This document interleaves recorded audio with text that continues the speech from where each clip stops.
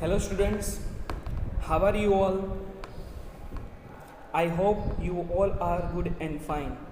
Myself Rajesh and we are learning science. In a science, particularly we are learning sixth unit of science which is belongs to biology means life science. In this session, we are going to discuss the modes of nutrition. In our previous session, we have discussed the modes of nutrition, but now we are going to discuss these modes of nutrition in detail. So basically guys, there are two types of nutrition, autotrophic nutrition and heterotrophic nutrition. Yesterday in our previous session, I gave you the introduction of nutrition as well as types of nutrition. Today we are going to discuss the autotrophic mode of nutrition in detail. We have seen there are two types of living organisms, autotrophs as well as heterotrophs. Autotrophs are the living organisms who can prepare their food by their own, जो अपना खाना खुद बना लेते हैं, दूसरों के ऊपर डिपेंडेंट नहीं है, उनको ऑटोट्रोप्स कहा जाता है. जैसे कि plants are preparing their food by their own in the presence of sunlight, and one element is responsible for this. For example, at your home, your mother, your auntie or your didi is cooking the food and you are eating. Just like this, in a plants, chlorophyll is the producer. Chlorophyll is the main element which synthesizes all these things, carbon dioxide and water, in the presence of sunlight and preparing their food. This food is source of energy for the plants. They are transporting this food everywhere where it is required. They are producing fruits, they are producing flowers, they are even producing leaves. They are growing from this food only. Means they are getting energy as well as they are maintaining their cells. So I hope ये चीज़ें इतनी समझ में आई होगी. अब इसका mechanism देखते हैं, केमिकल रिएक्शन देखते हैं किस तरीके से ये होता है. ये क्वेश्चन पूछा जा सकता है लेकिन इतना नहीं आईएमपी है. Explain the modes of nutrition, ये क्वेश्चन इस तरीके से एग्जामिनेशन में पूछा जा सकता है. What is the nutrition, explain the modes of nutrition in detail. अगर पूछा गया तो 4 मार्क्स में या 3 मार्क्स में इस क्वेश्चन को पूछ सकते हैं. तो उसमें आपको लिखना है, nutrition are the substances which required to grow, to build body, to repair damaged part of body. ये न्यूट्रिशन की डेफिनेशन है. There are 2 modes of nutrition, autotrophic as well as heterotrophic. Ultimately जो हेट्रोट्रोप्स है वो autotrophs के ऊपर dependent है. क्यों डिपेंडेंट है? Because we are heterotrophs. Animals and fungi are heterotrophs. They are not able to prepare their food by their own.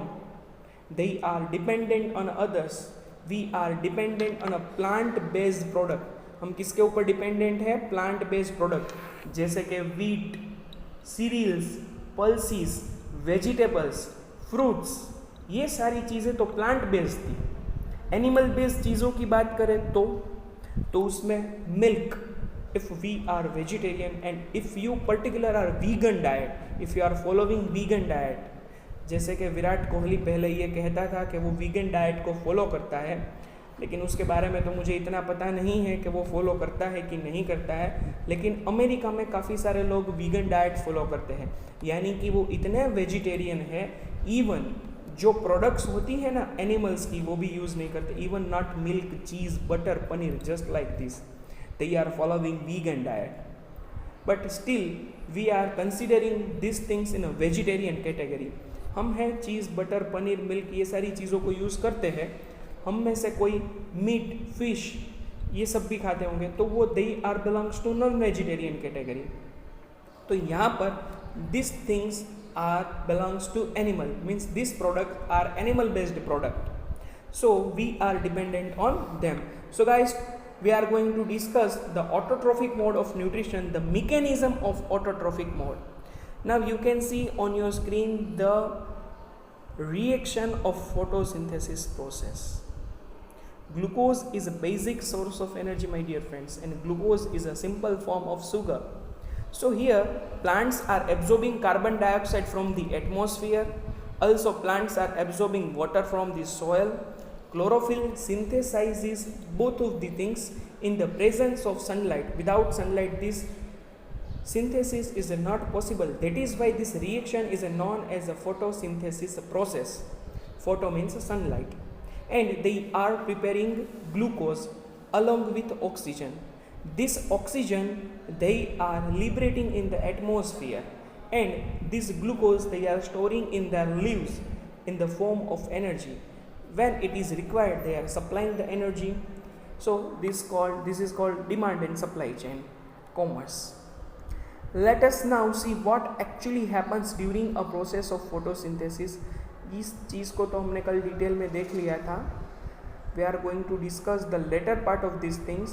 These steps need not to take place one after the another immediately. कुछ plants ऐसे होते हैं जिनमें ये सारी चीज़ें एक के बाद एक हो, ये ज़रूरी नहीं है. Some of plants रात को भी कार्बन डाइऑक्साइड एब्जॉर्ब कर सकते हैं और फिर उसको स्टोर कर देते हैं. सुबह ये प्रोसेस शुरू हो सकता है. एक्टिविटी 6.1 है, you can perform at your home and tell me the result of this activity. बहुत सिंपल है. अगर आपके पास केमिकल्स अवेलेबल है तो अल्कोहल में सैनिटाइजर यूज़ कर सकते हो आप. So here we are going to discuss how plants are do photosynthesis process. Now let us study how the plant obtain carbon dioxide. You already studied these things in your previous class also. We had talked about stomata, which are tiny pores present on the surface of leaves. ये जो आप देख रहे हो ना, ये stomata है, ये ओपन है. ये जो स्टोमेटा है, this one is the open image and this one is the close image. ये जो ग्रीन कलर के आप देख रहे हो, इसको क्लोरोप्लास्ट कहते हैं. क्या कहते हैं? क्लोरोप्लास्ट. और यहाँ पर एरो से जो शो किया है, ये है गार्ड सेल से. क्या है? गार्ड सेल से. और ये जो बीच में आपको स्पेस दिख रहा है, जो होल दिख रहा है, वो स्टोमेटल पोर है.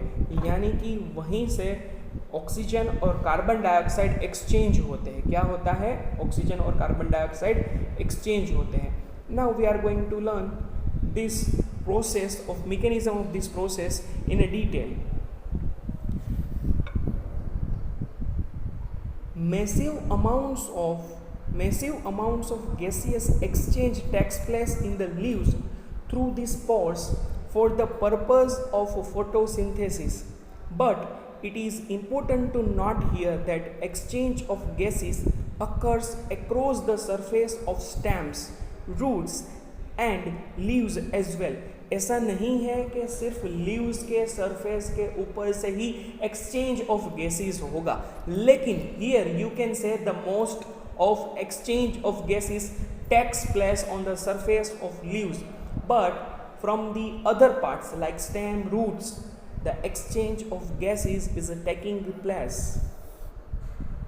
Since the large amount of water can also be lost through this stomata, the plant closes these pores when it does not need carbon dioxide for photosynthesis.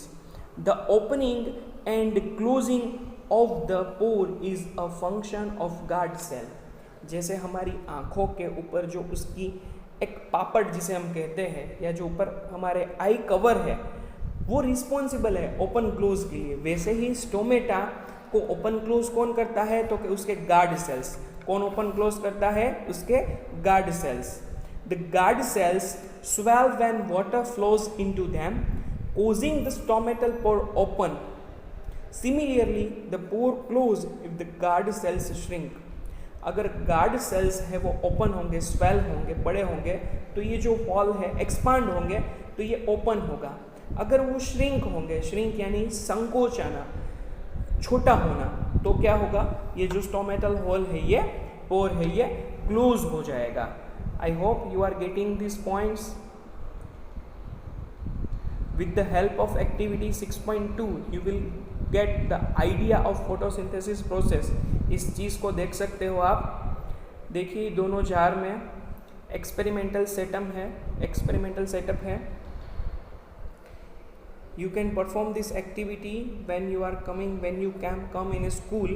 This activity we will perform. ये activity का मैं video नहीं बना सकता क्योंकि ये time consuming है, ये प्रोसेस टाइम कंज्यूमिंग है, लेकिन एक एक्टिविटी तो आप सबने की होगी. If you want to observe the photosynthesis process, then कोई भी एक 2 रोप ले लीजिए जिसकी साइज़ आइडियल हो. 2 रोप आपको नर्सरी से बाई करने होंगे जिसकी साइज़ आइडियल हो.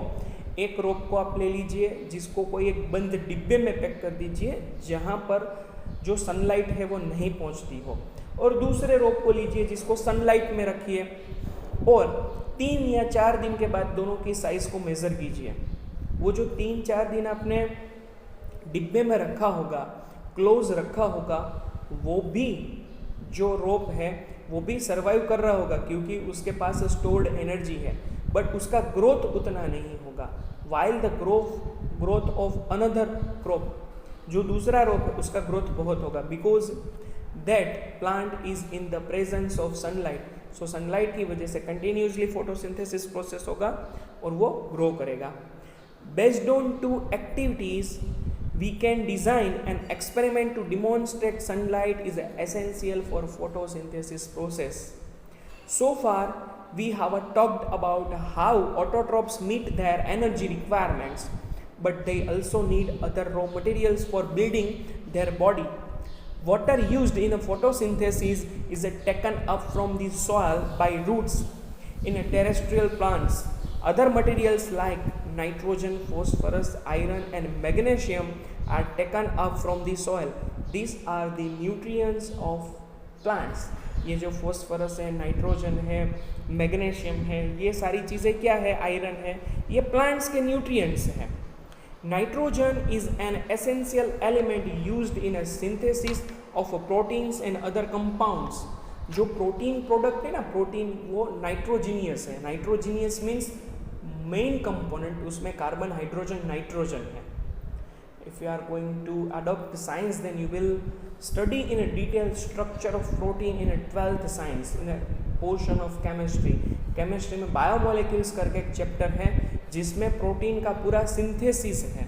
प्रोटीन क्या है, डीएनए क्या है, आरएनए क्या है, ये सारी चीज़ें उसमें हैं. Nitrogen is present in atmosphere near about 71%. जो एटमोसफियर है उसमें सबसे ज़्यादा नाइट्रोजन है. तो आज मैं आपको एक क्वेश्चन देता हूँ, आज मैं आपको एक चीज़ पूछता हूँ कि नाइट्रोजन का प्रोपोर्शन इतना एटमॉस्फेयर में क्यों है? We are not inhaling nitrogen in our breathing system, we are inhaling oxygen in our breathing system. तो भगवान ने ऐसा क्यों अरेंज नहीं किया, गॉड ने ऐसा क्यों अरेंज नहीं किया कि ऑक्सीजन ज़्यादा हो और नाइट्रोजन कम हो? ये चीज़ मुझे बताइएगा. आज सोचिएगा, इसके ऊपर विचार कीजिएगा और उसके बाद मुझे बताइएगा. I will ask you in our live sessions. So this is taken up in the form of inorganic nitrates और nitrites, or it is taken up as organic compounds which have been prepared by bacteria from the atmospheric nitrogen. Atmosphere में nitrogen बहुत है. Rhizobium is a bacteria. वो क्या करते हैं तो कि एटमॉस्फेयर का जो नाइट्रोजन है, plants can only absorb dissolved nitrogen. Plants है वो सिर्फ डिजोल्ड नाइट्रोजन को ही एब्जॉर्ब कर सकते हैं, दूसरे किसी नाइट्रोजन को वो एब्जॉर्ब ही नहीं कर सकते. Plants can not absorb. और ये जो एटमॉस्फेरिक नाइट्रोजन है वो तो डिजोल्ड नहीं है, लेकिन सॉइल में ऐसे बैक्टीरियाज होते हैं जो एटमॉस्फेयर से नाइट्रोजन को सॉइल में डिजोल्व करा लेते हैं, और dissolved nitrogen plants can absorb from this soil. ये जो फर्टिलाइजर्स हम यूज़ करते हैं वो फर्टिलाइजर्स में यही सारी चीज़ें होती हैं. फर्टिलाइजर्स में मेनली क्या होता है, न्यूट्रिएंट वैल्यूज़ ही होती है. उसकी वजह से जो क्रॉप की क्वालिटी और क्वांटिटी दोनों हम इंक्रीज कर सकते हैं. लेकिन with the excess use of fertiliser ये जो सॉइल है वो इनफर्टाइल हो जाती है आफ्टर सम टाइम. तो इसका तो बहुत बड़ा साइंस है. आप में से कोई फार्मर होगा तो इस चीज़ को समझ पाएगा. इंडिया का फार्मिंग सबसे ख़राब है, सबसे ख़राब है क्योंकि यहाँ पर wastage of water, we are wasting lots of water. We are taking training from Israel. Israel एक रोल मॉडल है पूरे वर्ल्ड के लिए।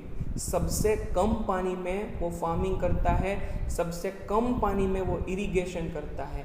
वहाँ की इरिगेशन सिस्टम और फार्मिंग टेक्निक्स पूरे वर्ल्ड में फेमस है। पूरे वर्ल्ड के फार्मर्स वहाँ पर ट्रेनिंग लेने के लिए जाते हैं। इवन गवर्नमेंट भी हमें सब्सिडाइज कर रही है। अभी गवर्नमेंट खुद यहाँ के फार्मर्स को वहाँ पर भेज रही है ट्रेनिंग लेने के लिए कि कम वाटर में किस तरीके से फार्मिंग की जा सकती है।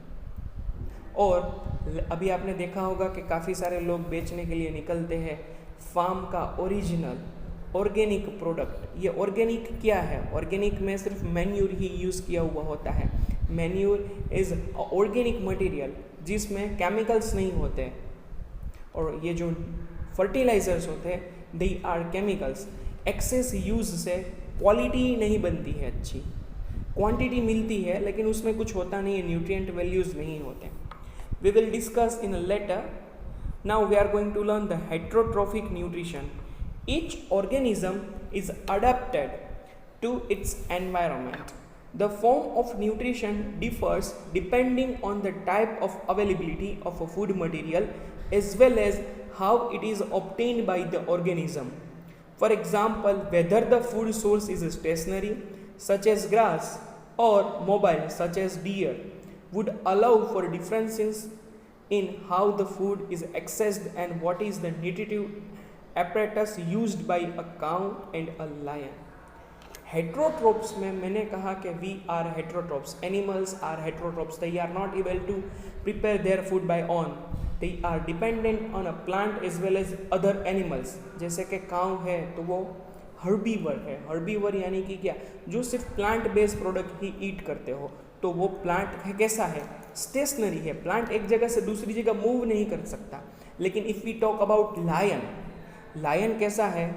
लायन कार्निवर है। कार्निवर यानी कि you already studied this terms in your previous classes in 6th 7th। Carnivore यानी कि क्या? जो सिर्फ एनिमल के ऊपर ही डिपेंडेंट है उसे कार्निवर कहते हैं। तो उसे एनिमल तो स्टेशनरी होता नहीं है, कहीं वो तो ग्रो करता नहीं एक जगह पे, जस्ट लाइक प्लांट वो तो मूव होता रहता है जैसे डियर। तो वो कैसा है? मोबाइल है। मोबाइल यानी हमारा फ़ोन नहीं, I am not talking about cell phone. Mobile यानी मूवेबल, जो मूव होता हो उसे मोबाइल कहते हैं। इसके ऊपर से तो मोबाइल का नाम पड़ा है कि कहीं पर भी आप मूव करा सकते हो। That is why the cell phone is known as a mobile. तो मोबाइल का नाम मूवेबल है, इसके लिए उसका नाम मोबाइल पड़ा है। So there is a range of strategies by which the food is taken in and used by organism. Some organisms break down the food material outside the body and then absorb it. Examples are fungi like bread molds, yeast, mushrooms. Others take in raw material and break it down inside their bodies. अलग अलग organisms का food taking अलग अलग होता है। कोई कुछ living organisms ऐसे हैं जो बाहर ही फूड को ब्रेक डाउन कर लेते हैं, उसके बाद एब्जॉर्ब करते हैं, जिससे गुजराती या हिंदी में कहे या जो हेट्रोट्रोप से मीन्स परोपजीवी, किसी दूसरे के ऊपर डिपेंडेंट है वैसे। तो वो क्या करते हैं? बाहर ही फूड को ब्रेक कर देते हैं और वहीं से एब्जॉर्ब करते हैं और अपने आप को ग्रो कराते हैं। जैसे आपके घर में कोई भी चीज़ होगी वो डिकम्पोज होना शुरू करेगी, फूड पार्टिकल की बात कर रहा हूँ, जैसे थेपले, भाकरी, ब्रेड्स, जस्ट लाइक दिस, तो उसके ऊपर फंगस हो जाएगी। फंगस की अभी तक कोई मेडिसिन डिस्कवर नहीं हुई है। So kindly be careful. अगर कोई भी चीज़ बिगड़ गई है, उसमें भी अभी कोरोना के बाद म्यूकर माइकोसिस नाम का डिजीज़ निकला है जो कि कोरोना से भी बहुत खतरनाक है। कोरोना से भी बचा जा सकता है, लेकिन इसमें भी बच सकते हैं, लेकिन इसमें हमारे जो बॉडी पार्ट से ये परमानेंट डैमेज हो जाते हैं, जिसकी वजह से उनको फिर रिमूव करना पड़ता है। तो ये बहुत ही खतरनाक चीज़ है। फंगस से दूर रहिएगा हो सके उतना, या फिर मास्क का यूज़ कीजिएगा। अभी मॉनसून शुरू होगा तो काफ़ी सारी चीज़ें डिकम्पोज होना जल्दी शुरू हो जाएगी, तो ध्यान रखिएगा इस चीज़ को। Others take raw material and break it down inside their bodies. What can be taken in and broken down depends on the body design and functioning. Some other organisms derive nutrition from the plants or animals without killing them. This parasitic nutritive strategy is used by a wide variety of organisms like cascata, amarbel, orchids, ticks, lice, leeches and tapeworms. ये सारे जो मैंने कहे ना, इस examples को याद रख लीजिएगा, ये पैरासाइटिक न्यूट्रिटिव स्ट्रेटेजी फॉलो करते हैं। पैरासाइटिक न्यूट्रिटिव स्ट्रेटेजी यानी कि क्या? ये जो कैस्कता है ना, कैस्कता एक प्लांट है, उसके अंदर क्लोरोफिल नहीं है, उसको अमारबेल भी कह सकते हो, उसके अंदर क्लोरोफिल नहीं है। जिसके अंदर क्लोरोफिल नहीं है वो फोटोसिंथेसिस प्रोसेस नहीं कर सकता।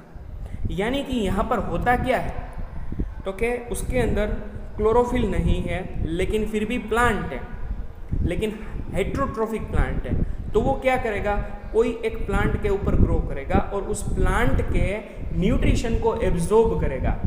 Kindly search in net. आज आप इस चीज़ को you already studied in your previous classes, previous standards, but still आज इस चीज़ को आप सर्च कीजिएगा, इंटरनेट पे इसका इमेज देखिएगा कि ये कैसे ग्रो करता है, दूसरे प्लांट के ऊपर ये ग्रो करता है, उसके न्यूट्रिशन को एब्जॉर्ब करता है। अमारबेल है, उसके न्यूट्रिशन को एब्जॉर्ब करता है। ये पैरासाइटिक है, प्लांट होते हुए भी कैसा है, पैरासाइटिक है जी। क्यों? क्योंकि इसके अंदर क्लोरोफिल नहीं है। Chlorophyll is the element which is responsible for the photosynthesis process. फिर अगर दूसरी बात कहूँ मैं आपको, अलगी यानी कि जिसे हम सेवाड़ कहते हैं, जो पानी में होती है, उसके अंदर क्लोरोफिल है। सोचिए, उसके अंदर क्लोरोफिल है लेकिन इसके अंदर नहीं है। They can prepare their food by their own. Now we are going to discuss the next topic. How do organisms obtain their nutrition? There are different kinds of living organisms. In heterotrophs, I am talking in heterotrophs, I am talking particularly about heterotrophs. In also there are two types of living organisms, दो तरीके के। पहला क्या, unicellular यानी कि जिसमें सिर्फ एक ही सेल हो। दूसरा क्या, मल्टी सेल्यूलर यानी कि जिसका बॉडी नंबर ऑफ सेल से बना हो, एक से ज़्यादा सेल से बना हुआ हो। जैसे कि हमारे बॉडी में हम इवन कैलकुलेट भी नहीं कर सकते। एक फिंगर ले लीजिए, उसमें भी अरबों करोड़ों सेल होंगे। तो आप सोच सकते हो कि हमारा बॉडी पूरा कैसे बना है, सेल से बना है। तो उसका जो पूरा मैकेनिज्म है, the way of taking food है, ये अलग है। लेकिन जो सिंगल सेल ऑर्गेनिजम्स होते हैं, since the food the way it is obtain differ, the digestive system is different in various organisms. In a single celled organisms, the food may be taken by the entire surface, but as the complexity of the organism increases, different parts become specialized to perform different functions. अगर कोई single celled organism है, जैसे कि I am going to show one image here, अगर कोई single celled organism है तो वो सेल एटमॉस्फेयर के डायरेक्ट कांटेक्ट में है। ये जो भी आप इमेज देख रहे हो, ये अमीबा का इमेज है। Amoeba is a living organism which is survive in a pond water. जो छोटे तालाब और ऐसा होता है ना, वहाँ पर अमीबा देखने को मिलता है। देखने की ट्राई मत करना, माइक्रोस्कोप से ही दिखेगा। We are not able to see amoeba by our naked eye, we can see amoeba with the help of microscope only. ये सिंगल सेल्ड लिविंग ऑर्गेनिज्म है, यानी कि इसका पूरा लिविंग स्ट्रक्चर में सिर्फ एक ही सेल है। अगर हम हमारे बॉडी की बात करें तो हम तो काफ़ी सारे, अनलिमिटेड भी कह सकते हो, उतने सेल्स से बने हुए हैं। You are seeing the image of amoeba. ये इमेजिनरी बाउंड्री है जिसे सेल मेम्ब्रेन कहते हैं। बीच में जो ब्लैक डॉट दिख रहा है वो उसका सेंटर है, which is known as a nucleus. Amoeba false position, जिसे सुडोपोडिया मोशन कहते हैं, ये मूव करता है, यानी जूठे पैर बाहर निकालकर अपनी पोजीशन को सेप चेंज करके मूव करता है।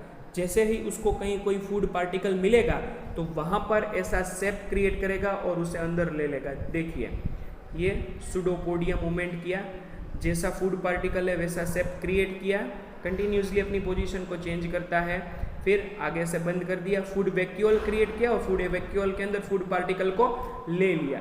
फिर जो डाइजेस्टिव सीक्रेट ज्यूसीज होते हैं वो सीक्रेट होते हैं यानी कि अंदर निकलते हैं। उस फूड पार्टिकल को क्या करते हैं, डाइजेस्ट करते हैं। जैसे हम कोई भी चीज़ डाइजेस्ट करें तो उसमें भी वेस्ट निकलता है, सुबह पोटी करने के लिए जाए तब वो वेस्ट निकालते हैं, वैसे अमीबा को भी वेस्ट निकलता है। तो जैसे ये फूड पार्टिकल इनटेक किया ना, वैसे ही सुडोपोडिया मूवमेंट्स है, जो अनडाइजेस्टेड पार्ट है ना, सीधा एटमोसफियर में डाल देगा। वो कहाँ कुछ करने की ज़रूरत नहीं है, डायरेक्ट एटमोसफियर के कॉन्टेक्ट में है। Can we do like this? क्या हम ऐसा कर सकते हैं? We can not do like this. We have a specialised organs for all this. हम खाते हैं मुंह से और निकालते हैं एनस से। Just like this the whole digestive system, हमारी पूरी डाइजेस्टिव सिस्टम है इस चीज़ के लिए, ईच एंड एवरी, हमारी पूरी रेस्पिरेशन सिस्टम है, हमारी पूरी रिप्रोडक्शन सिस्टम है, हमारी पूरी ट्रांसपोर्टेशन सिस्टम है। Just like this we have a pumping system. तो उस तरीके से मल्टी सेल्यूलर बॉडी में ये सारी चीज़ें पॉसिबल नहीं है, क्योंकि उसके cells, what is the reason behind this? The cells of multi cellular body is not direct contact, is not in a direct contact with the atmosphere. So we have a specialized parts to perform all these functions. For example, amoeba takes in food using temporary finger-like extensions of the cell surface which fuse cover the food particle, forming a food vacuole. Inside the food vacuole, complex substances are broken down into simpler ones, which then diffuse into cytoplasm, which is a part of cell. The remaining undigested material is moved to the surface of cell and thrown out. We cannot do just like this. In Paramecium, which is also a unicellular organism, the cell has a definite shape and food is taken in at a specific spot. Paramecium भी unicellular body है, लेकिन उसमें particular spot दिया है, वहीं से food intake होता है। Food is moved to this spot by movement of cilia which cover the entire surface of the cell. So guys, we have discussed the obtaining of nutrition in a unicellular body. Now we will discuss about obtaining of nutrition in a multicellular body in our next session. I hope ये सारी चीज़ें आपको detail में समझ में आई होगी। Interesting chapter अब शुरू होगा। Why? Because now the next part is related with our body. So be ready guys, हम बहुत ही अच्छे से और डिटेल में सारी चीज़ें स्टडी करने वाले हैं कि each and everything in our body, how each and every organ has their importance, how they are performing and how we can keep these organs safe. I hope ये सारी चीज़ें आपको समझ में आई होगी। Thank you students.